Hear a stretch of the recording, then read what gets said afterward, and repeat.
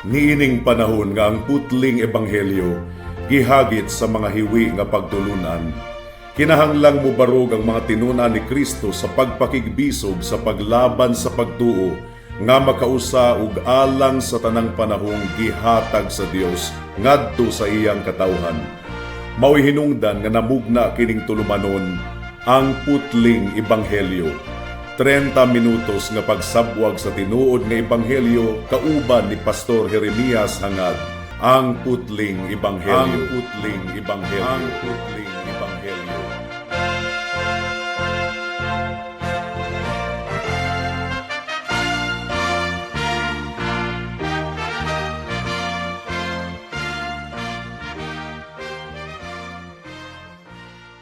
Mayang gabi sa matag usa kanato. Welcome sa atong panagsibya dinhi sa kahanginan alang sa pagpamalandong sa pulong sa Ginoo. Atong pag-aablihan ang atong Biblia sa 1 Peter chapter 3 verse 18. Once again, 1 Peter chapter 3 verse 18. Ang giingon sa pulong sa Ginoo, kay si Kristo nag-antos man usab sa makausa alang sa mga kasalanan, ang matarong alang sa dili matarong, aron pagadad-on kita niya ngadto sa Dios. Siya nga gitugyan ngadto sa kamatayon apan nahimong buhi diha sa Espiritu. May the Lord bless the proclamation of His word at this moment. Now, wala na'y subject pa mga kaigsuunan nga misunderstood kaysa kinaiyahan sa mensahe sa Kristohanong Ebanghelyo alang sa vast majority of the people of the world today. Ang Christianity mura lamang og mga balaod, mga do this and do that, ginadili kini angay kining buhaton, dili kini angay buhaton. Code of ethics lamang ang Kristyanismo alang sa majority sa mga katawhan dinhi sa kalibutan. Mura kini og ilang regard nga murag collection lamang sa kining mga moral values, exhortation, pag-awhag sa mga katawhan nga magkinabuhi nga mas nindot nga pagkinabuhi, or ang Christianity ang pagtan-aw sa mga tawo mura ra kini og programa alang sa kabag-uhan sa atong katilingban. Gitan-aw sa mga tawo ang kagubot sa kalibutan sa atong kapanahunan karon, unya ilang nakita ang pag-collapse sa mga human institutions, unya moingon sila nga gikinahanglan nato ang espiritu sa atong Ginoong Hesukristo, ang kinaiya sa atong Ginoong Hesukristo. Kinahanglan nga musunod kita sa iyang example, sa iyang panig-ingnan. Pero kung atong basahon ang bagong tugon mga kaigsuunan, makita nato nga ang Kristyanismo lawom kaayo. Dili kini code of ethics lamang, dili kini values education lamang. Ang ebanghelyo mga kaigsuunan dili tambag. Ang ebanghelyo usa kini ka report, usa kini ka taho. Ang ebanghelyo dili kini paghangyo sa mga tawo nga kinahanglan nga magtrabaho kita, magpangliho kita alang sa Ginoo. No, dili kana ang ebanghelyo. Ang ebanghelyo usa ka proklamasyon kung unsa ang gibuhat na sa Dios alang sa tawo pinaagi sa iyang bugtong anak nga si Hesukristo. So ang ating teksto nga atong pamalandungan ni ining taknaa mga kaigsuunan, wala nagahatag kanato og programa aron ma-improve nato ang atong kinabuhi, aron ma-improve nato ang atong katilingban. No, ang atong teksto nga atong pamalandungan nag-introduce og kining gitawag og cosmic crisis, crisis sa tanang mga katawhan sa tibuok kalibutan. Naghatag kini kanato og clinical diagnosis mahitungod sa total nga bankruptcy sa tanang mga katawhan dinhi sa kalibutan. Ug ang ebanghelyo nagpadayag usab kanato sa kining gitawag og intervention sa atong Ginoong Hesukristo. Adunay problema ang tanang mga katawhan, walay exempted, lalaki, babayi, tiguang, bata. We have the problem of bad record and bad heart in the sight of God. Pero sa ebanghelyo adunay gamhanan kaayo nga intervention sa atong Ginoong Hesukristo. Buhat ang atong Ginoo og lakang aron masulbad ang problema sa tawo nga dili masulbad. So atong i-analyze ang atong teksto niining taknaa mga kaigsuunan ug hinaot nga ang balang espiritu mao ang maghatag kanato og kalamdag sa atong hunahuna ug kasing-kasing aron atong masabtan ang iyang pulong. Adunay tulo ka bahin ang atong pamalandong niining taknaa. Una, the total bankruptcy of the unjust. Atong tan-awon kung giunsa pagbahin ni Apostle Peter ang tanang mga katawhan niining kalibutana ilalom sa pagiya sa balaang espiritu. Gibahin ni Apostle Peter ang tibuok universo sa duha lamang ka grupo, duha lamang ka kampo. Una, kining gitawag og just, makatarunganon. Ikaduha, kining gitawag og unjust, dili makatarunganon. Ug asa man ta grupo or gibahin ni Pedro, asa man ta niya gibutang.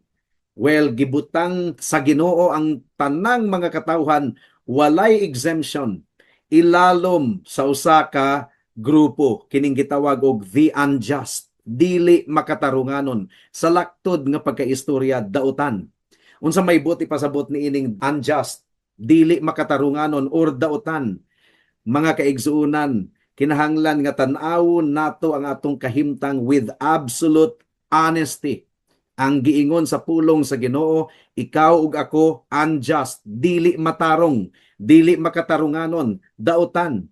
To be unjust means ikaw igsuon, ikaw higala, palpak atubangan sa Dios, napakyas atubangan sa Dios. Wala nimo mahatag ang angay nga imong ihalad sa atong Ginoo. You have not answered the very purpose of your creation. Ang buti pasabot, wala nimo mabuhat kung unsa gayon ang tumong nganong gimugna ka sa Ginoo, gipakatawo ka niining kalibutana. Now, kung atong tun-an ang Biblia, ang tawag niini nga doktrina, this is the doctrine of total depravity.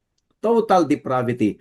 Wala kini nagpasabot nga ang tanang mga tawo dautan na lang gyud kaayo sa nga tanan, nga grabe kaayo kamangtas. That's not what total depravity means. Ang but ipasabot sa total depravity, ang tanang bahin sa atong pagkatao, lawas og kalag, namantsahan, nahugawan sa sala. Walay bahin sa atong pagkatao, lawas og kalag, nga wala namantsahan sa sala. Walay bahin sa atong pagkatao nga hingpit, nga totally balaan. No, ang tanang bahin sa atong pagkatao, mga kahigalaan, dautan, hugaw, mancha, contaminated. For example, ang atong hunahuna. Ang atong hunahuna dili matarong, dautan ang atong hunahuna. Sa tinuod lang atong gipakanaog sa trono niya. Ang atong Ginoo atong gipakanaog sa iyang trono sa atong hunahuna. Ug kinsa ang gipalingkod nato sa atong hunahuna? Ang atong kaugalingong garbo, ang atong kaugalingong kahilayan, higala. Ang atong hunahuna dili gayud matarong atubangan sa Ginoo. Ikaduha, ang atong binuhatan dili usab matarong, gigamit nimo higala ang imong panglawas nga kahimsog, ang imong gininhawa, ang imong utok gigamit aron sa pagsupak ug pagrebelde sa balaod or batok sa balaod sa atong Ginoo. What about our words? Ang atong pulong, well, ang atong conversation mahitungod sa Dios dili usab matarong. We have not spoken of Him that which is right.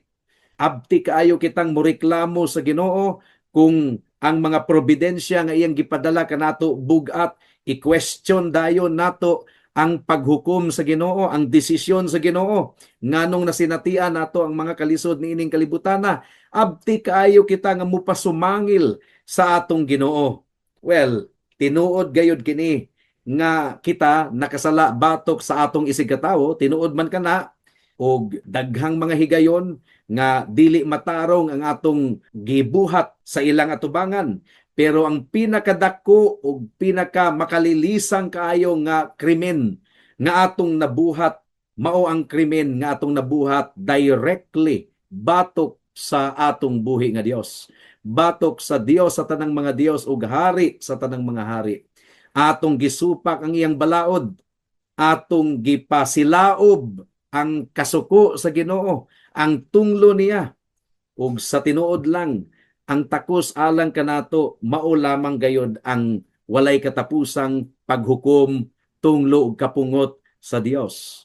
Kung gipasagdahan lamang unta kita sa Ginoo, kung wala nagpanglihok ang iyang common grace, mga kahigalaan, kung gipasagdahan ang tawo sa Ginoo sa pagkadautan, hagbayan ra unta kitang napuo, dugay ra unta kitang naalaot, we would be sweeping onward toward an eternity of outer darkness. Atong paminawon si John Owen, ang giingon ni John Owen, si bisan kinsa dili mahimong maghuna-huna nga makasabot siya sa ebanghelyo, gawas lamang kung makumbinser siya og duro, mahitungod sa hingpit nga pagkamatarong sa tunglo sa Dios batok sa iyang kalag. Ang buti pasabot, dili gayud ikaw mutawag sa Ginoo, dili gayud ikaw mudangop kang Kristo, gawas lamang kung makumbinser ka nga ikaw nailalom sa tunglo ug kapungot sa Dios, nailalom sa iyang paghukom, gumikan sa imong sala o gumikan sa imong pagkadautan. And this applies to all of us, walay exempted, mga kahigalaan. Mudangat kita sa ikaduhang punto, the active executor and the penal substitution. Salamat na lang gani sa Ginoo kay wala niya kita gipasagdahan nga maalaot sa atong kamulong nga kahimtang. Unsa may giingon sa atong teksto, kay si Kristo nag-antos man usab sa makausa alang sa mga makasasala or alang sa mga kasalanan. Sa dihang ang tawo, mga kaigsuunan, nalaglag, nahugaw, gumikan sa sala, na paralyzed, gumikan sa kining gitawag og moral inability. Ang atong Ginoong Hesukristo voluntaryo gayod nga mibarog alang sa iyang mga katawhan, alang sa mga makasasala. Wala gitan-aw sa atong Ginoo gikan sa langit ang mga makasasala nga aduna lamay kaluoy sa iyang pagbati. No, aduna gayoy lakang gibuhat ang atong Ginoong Hesukristo. He stepped out of eternity into time. Migawas siya gikan sa eternidad ug mianhi siya dinhi sa kalibutan.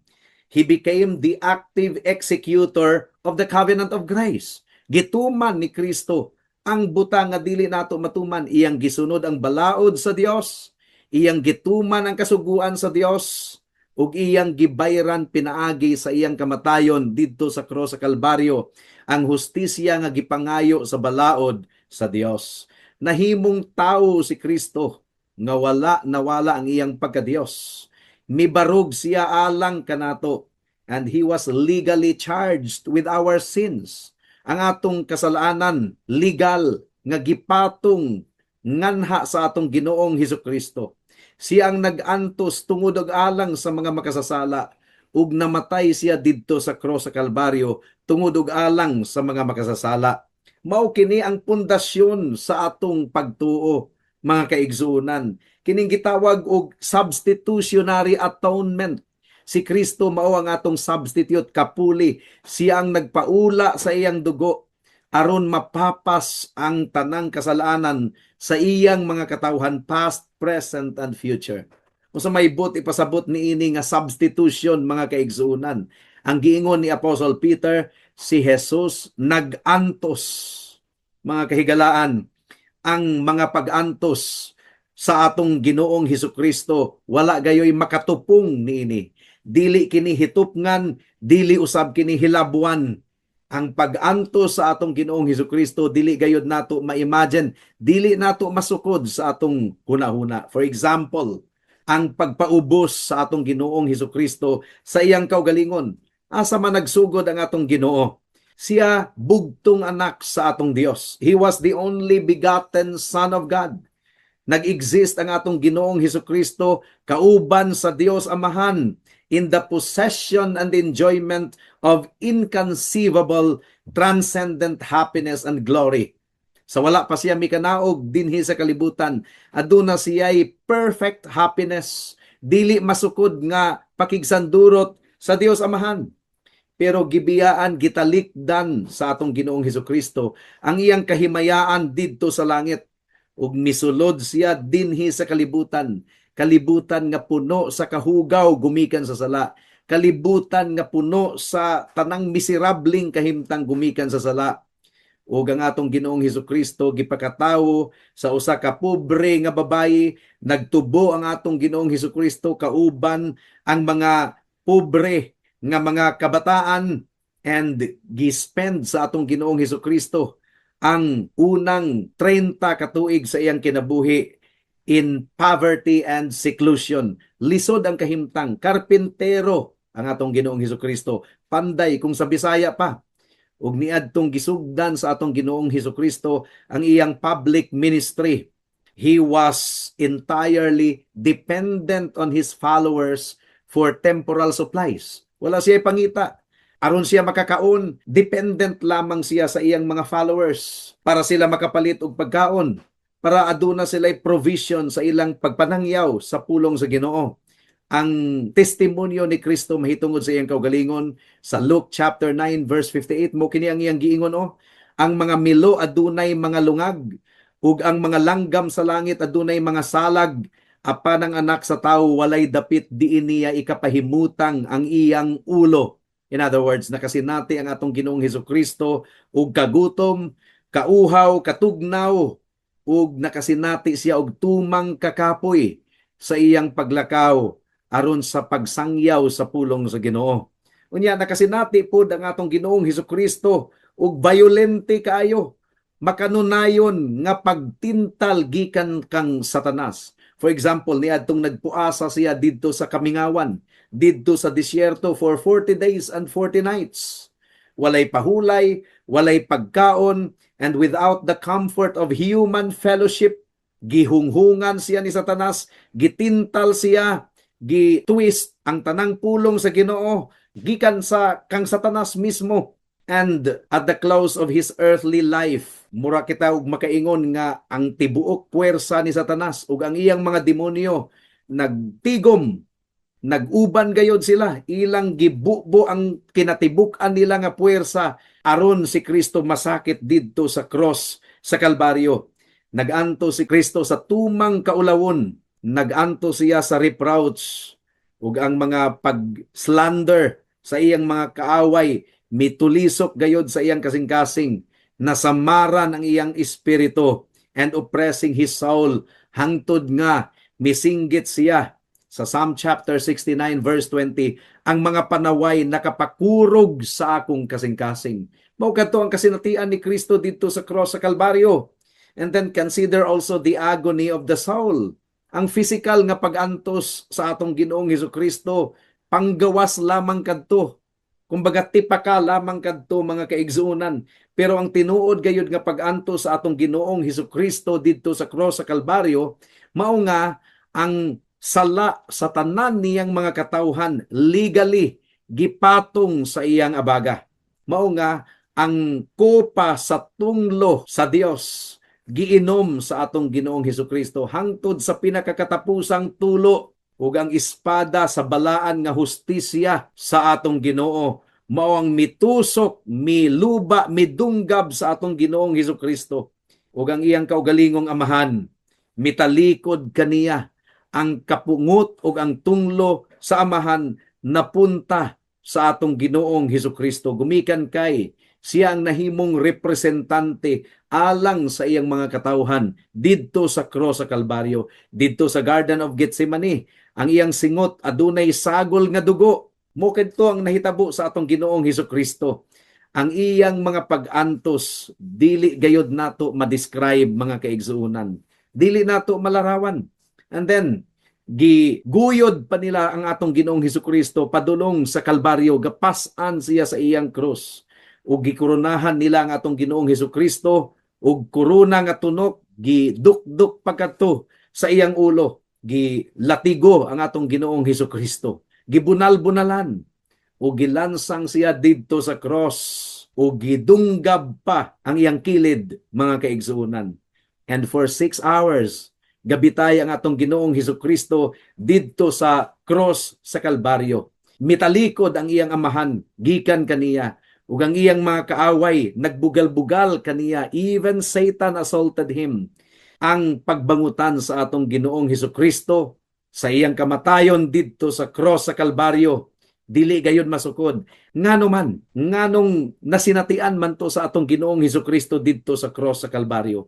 Gumikan kay ang iyang pag-antos, silot ang iyang pag-antos. Dili gumikan kay makasasala si Kristo, kundili ang kasalanan sa iyang mga katawhan gipasa nganha kaniya. Siya mo'y nagpasan didto sa cross sa Kalbaryo. And then, matikdi mga kaigsuunan, ang description sa kamatayon sa atong Ginoong Hesukristo, ang giingon sa atong teksto, kausa lamang, once. Dili na mausab-usab pa, dili na mabalik pa ang kamatayon sa atong Ginoong Hesukristo. Dili na kini mabuhat pa pag-usab because the suffering was once. Kausa lamang ang sakripisyo sa atong Ginoong Hesukristo, dili masukod ang kantidad ni adto. Mao nga dili na kinahanglang utruhon pa, dili na kinahanglan nga balik-balikon pa ang pag-antos sa atong Ginoong Hesukristo.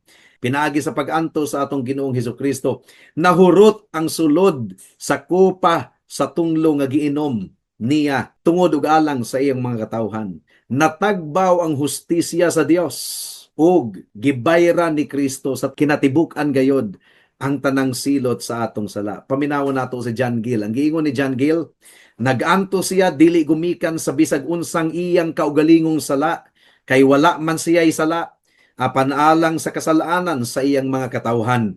Mibarog siya ingon nga ilang sponsor o garantiya nga mipasan sa kinatibuk ang kabugaton sa ilang pagkasad-an aron mahimo siyang tiunay nga makapawalay sala. Praise God! Ikatulo nga punto mga kaigsunan, unsa man gyud ang tumungog katuyuan nganong si Kristo nagantos didto sa cross sa Kalbaryo. Kinahanglan nga ipangutana nato kini.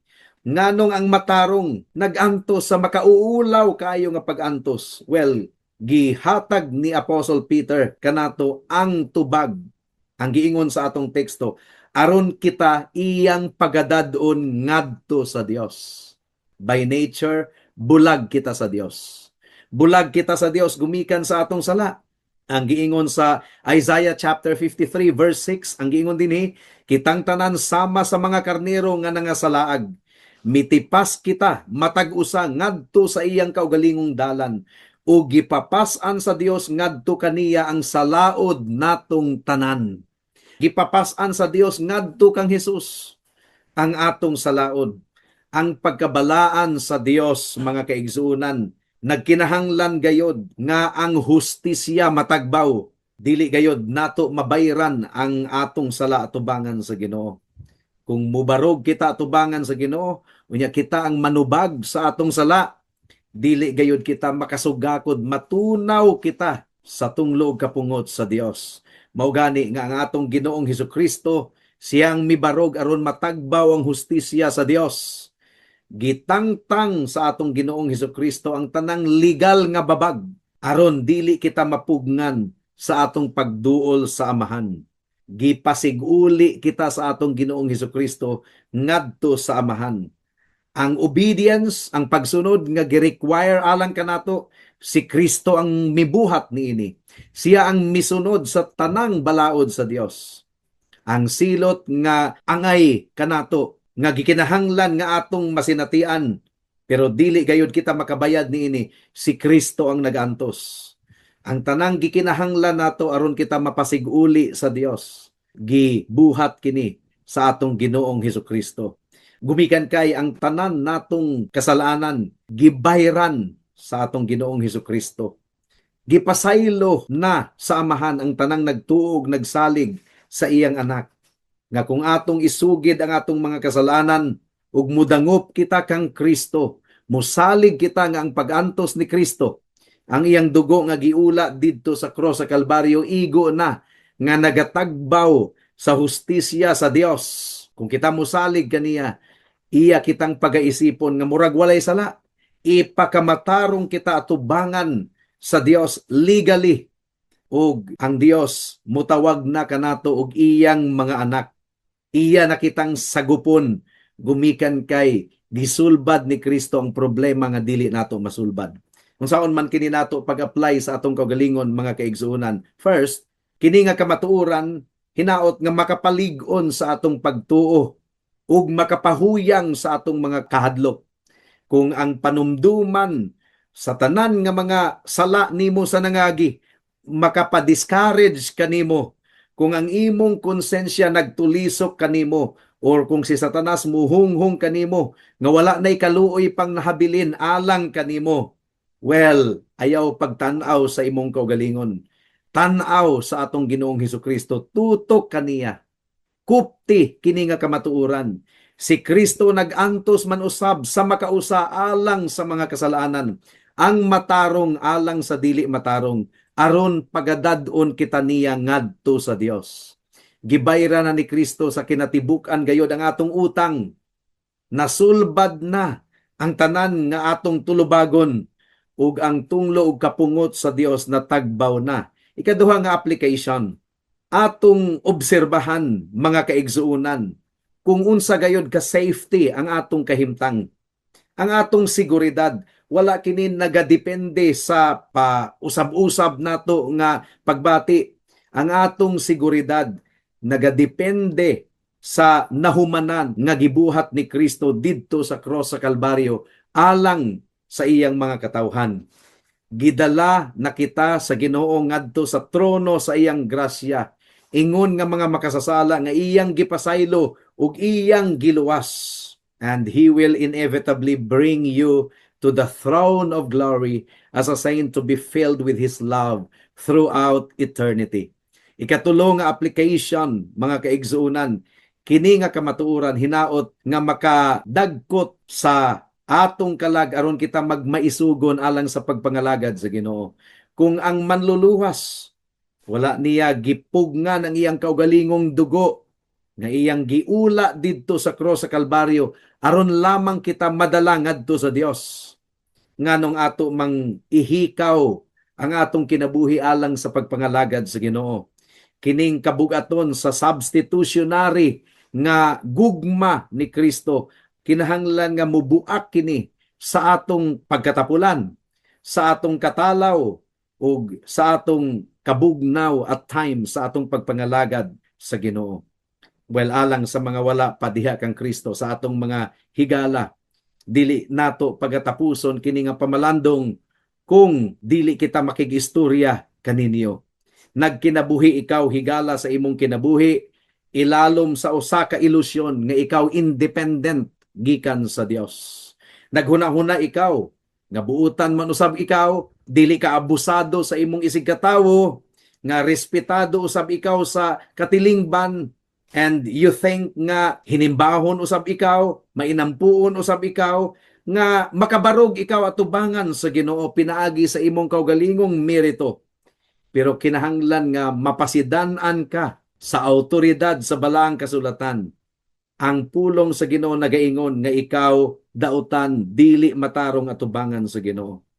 Ug kung imong balibaran kining substitution nga gibuhat ni Kristo didto sa cross sa Kalbaryo, kung imo kining baliwalaon, kung imo kining balibaran, gipili nimo nga ikaw mo'y manubag sa imong mga sala. Ikaw mo'y mubarog atubangan sa paghukom sa Dios. Ikaw mo'y manubag sa imong mga sala. Well, ang pulong sa Ginoo nagaawhag kanimo nining taknaa.